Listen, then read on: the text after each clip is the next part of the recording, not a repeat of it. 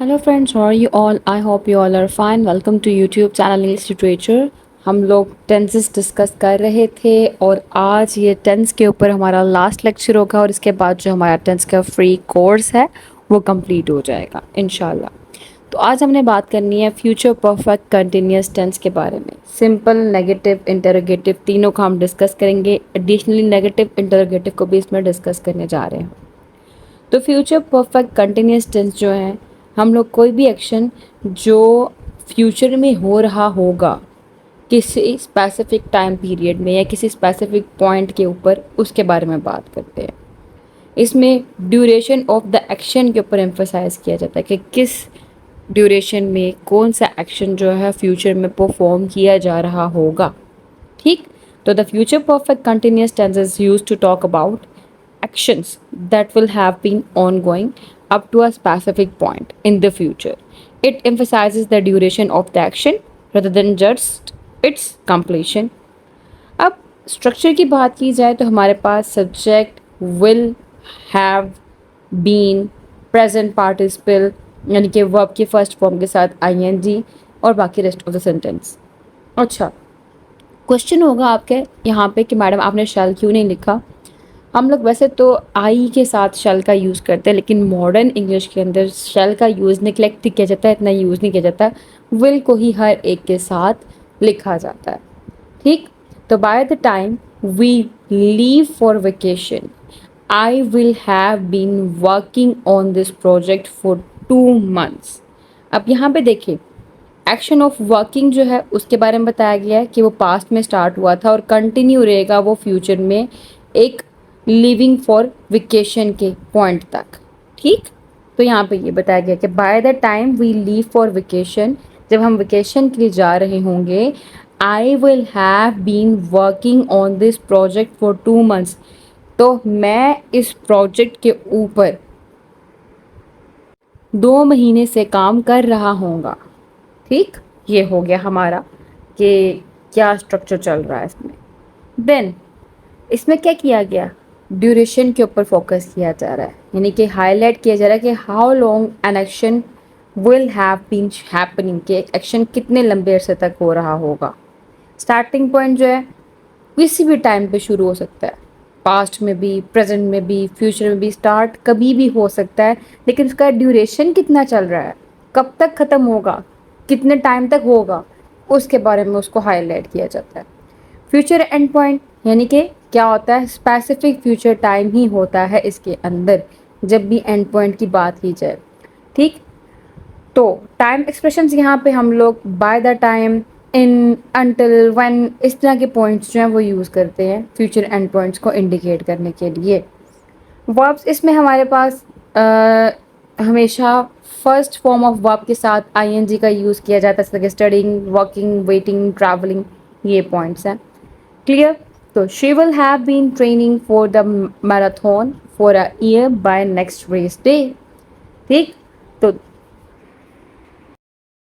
they will have been living in France for 10 years when their visas expire। ठीक है, तो they will have been living कि वो रह रहे होंगे कहाँ पे, फ्रांस में, फॉर 10 years 10 सालों के लिए, when their visas expired जब उनके वीज़ा एक्सपायर हो चुके होंगे।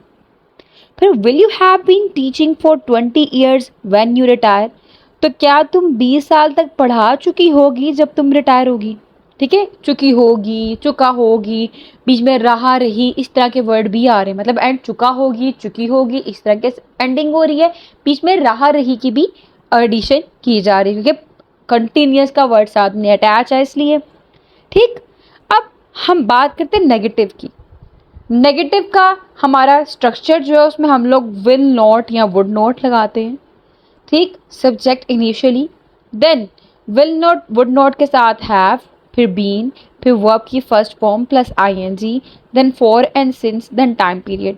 फॉर एंड सिंस का यूज़ आपको पता होगा कि सिंस जब हमारे पास स्पेसिफिक टाइम पीरियड मेंशन है, सके 1948, ठीक है, एक टाइम पीरियड हमारे पास मेंशन है तो हम उसके लिए सिंस का यूज़ करते हैं। जब हमारे पास टाइम पीरियड नाम मेंशन है, जैसे 10 years, ठीक है, टाइम पीरियड मेंशन नहीं है प्रॉपरली, तो तब हम लोग फॉर का यूज़ करते हैं। ठीक, ये होता है यूज सिंस एंड फॉर का। इसमें क्या होता है, सब्जेक्ट जो है पर्सन या थिंग जो एक्शन परफॉर्म कर रहा होता है। विल नॉट, वुड नॉट, ये निगेट करता है एक्सिलरी वर्ब विल को, ठीक। और कंट्रैक्टेड, कंट्रैक्टेड किसे कहते हैं कि जब हम WILNOT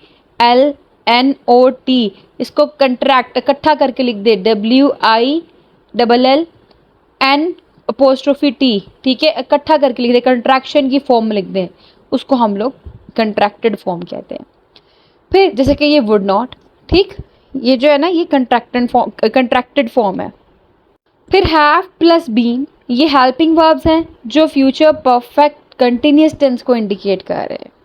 फिर वर्ब का हमारे पास फर्स्ट फॉर्म प्लस ING, ये ऑनगोइंग एक्शन को इंडिकेट कर रहे हैं। और for and since plus time, ये ड्यूरेशन ऑफ ऑनगोइंग एक्शन को इंडिकेट कर रहे हैं कि जो फ्यूचर के पॉइंट के अंदर हमारा जो ड्यूरेशन है वो होने वाला, उसकी इंडिकेशन दी जा रही है, ठीक। एग्जाम्पल्स देखें, they will not have been living in the apartment for a year by next summer, ठीक है। मतलब क्या है, they might be living there now but would not reach a year by next summer, कि साल को पूरा होने से पहले पहले समर का ये वहाँ पे नहीं रह रहे होंगे, हो सकता है अभी ये वहाँ पे रह रहे हों, ठीक है। ऑनगोइंग एक्शन, उसका ड्यूरेशन डिस्क्राइब किया गया हुआ है नॉट निगेशन का सेंटेंस यूज करते हुए।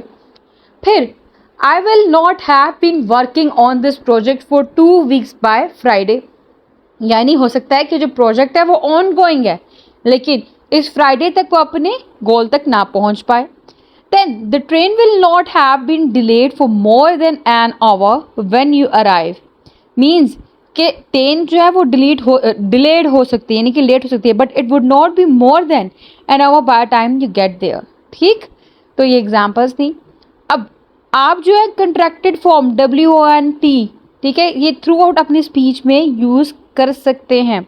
The time period can be specific duration 2 weeks, या कोई भी पॉइंट हो सकता है, और starting point in the past, कुछ भी, सिंस लास्ट वीक, कोई भी ड्यूरेशन हो सकता है, ठीक। अब है हमारे पास नेक्स्ट इंटेरोगेटिव सेंटेंसेस, जिसमें हमारे पास स्ट्रक्चर क्या होता है, 2 तरह का होता है।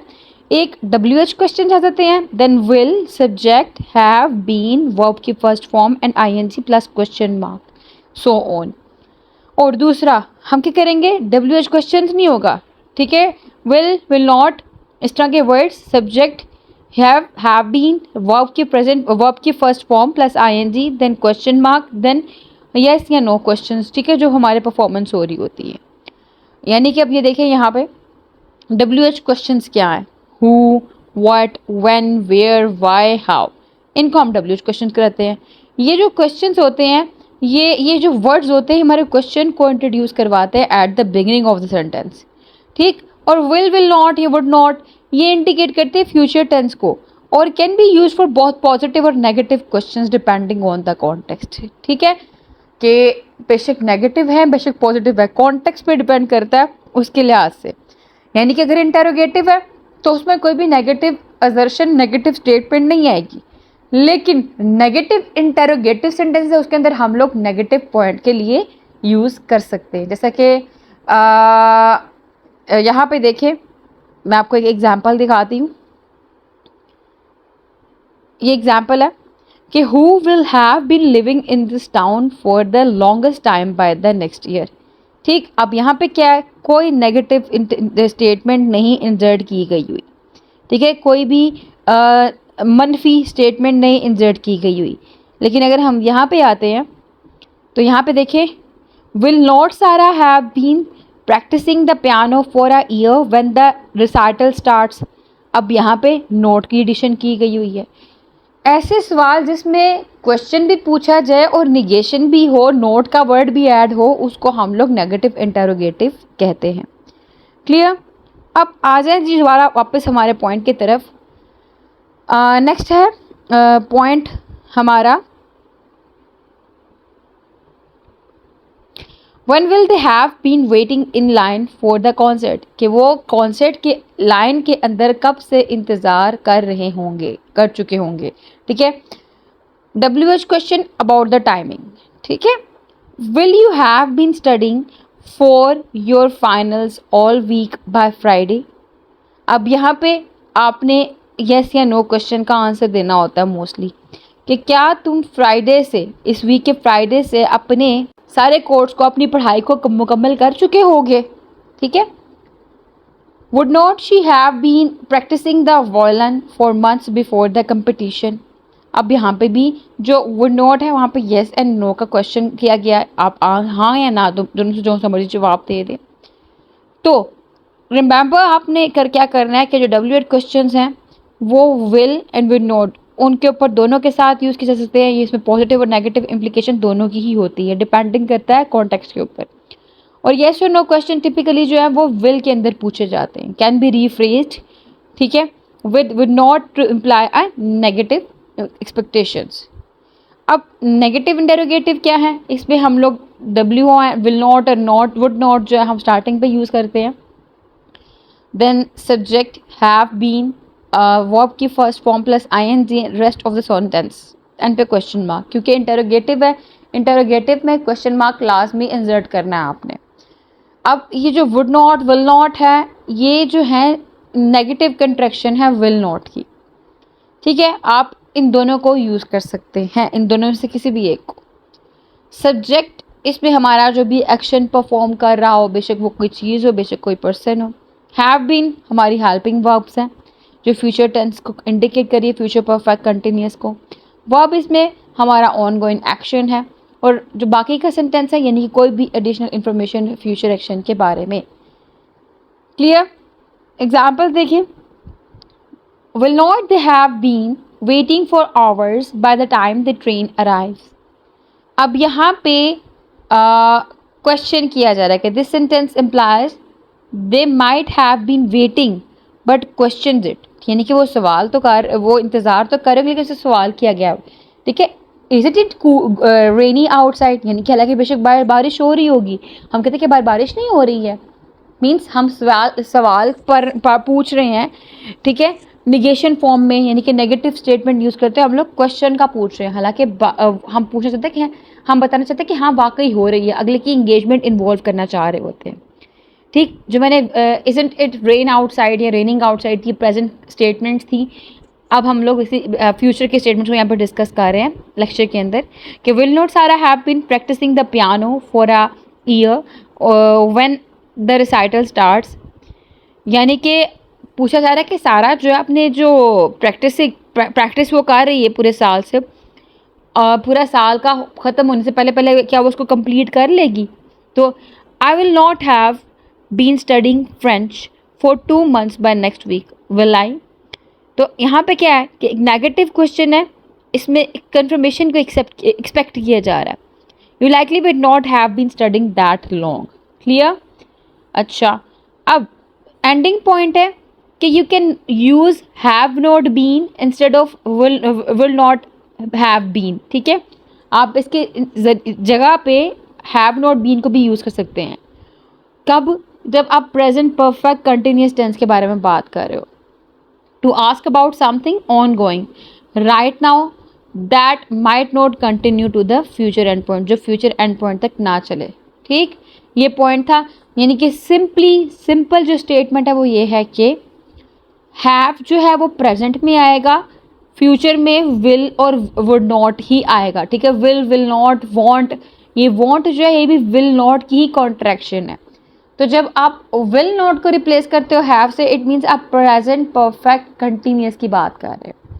लेकिन जब आप हैव नॉट नहीं यूज़ करते, विल नॉट ही यूज़ करो, तो इट मीन्स आप जो हो फ्यूचर परफेक्ट कंटिन्यूअस की बात कर रहे हो। क्लियर? तो यहाँ पे हमारा जो टेंस था फ्यूचर परफेक्ट कंटिन्यूअस टेंस वो भी कंप्लीट हो गया, सिंपल, नेगेटिव इंटेरोगेटिव और नेगेटिव इंटेरोगेटिव के साथ।